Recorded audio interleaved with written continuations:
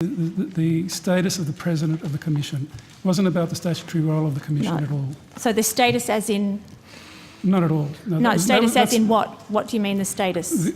Well, what the attorney's views were about the President and her performance. And her performance? Or her role and performance in recent times. Is that a word that I can't recall if that was the word that was used, no. All right, okay. Thank you. I'm going to come to you now, Professor Triggs, and just ask you, you've heard quite a deal of evidence before the break and you've now heard some more evidence there.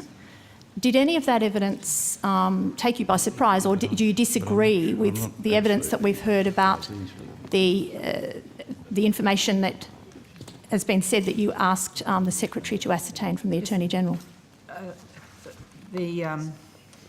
I think one has to understand this by reference to the context. My reason for phoning the Secretary was firstly that previous appointments with the Attorney had been cancelled for good reason. That was not a problem. That's obvious that the Attorney must change his schedule, not infrequently.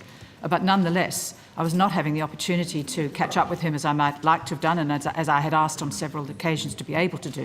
But you might recall, and I don't remember precisely, but certainly from early December all the way through November, an Australian newspaper was virtually daily attacking the Commission and me personally. So I think we added them up at one stage of 28 consecutive days in which that newspaper was attacking the Commission, the work of the Commission, and me personally. So in the context of that, I can only describe as a barrage of criticism in that newspaper that it seemed to me very important that I talk to the Attorney or the Secretary of the Department to say what was their view of this information in that paper, and of course to ask the question why the Department and the Attorney were not speaking up publicly to refute the inaccurate reports that were in that paper. So I'm absolutely certain that I was not at any stage asking questions about me at any personal level or lack of confidence. That had never been suggested to me ever.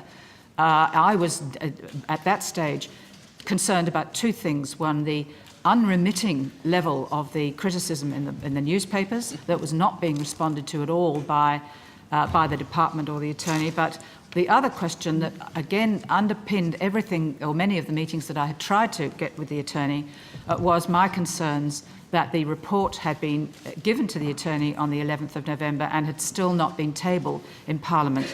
So we were getting very anxious, and it became very clear, of course, before Christmas that it would not be tabled then, and that the tabling would occur, if at all, in early February with the next sitting week. So that is the context in which I was, I believe entirely appropriately, trying to make contact with the Attorney to have some sense of what he thought of that, those newspaper reports, whether he was willing to stand up and contest the accuracy of those reports. And you might recall also that it wasn't actually necessarily or only about the report in relation to the children in detention, but it was also about finding the recommendations that I had been making in a series of individual reports to Parliament. So that there were many, many issues that were being taken up in the media, and I was very concerned to have some sense from the Attorney and the Department as to how the Commission was travelling and what support they might be prepared to give to us.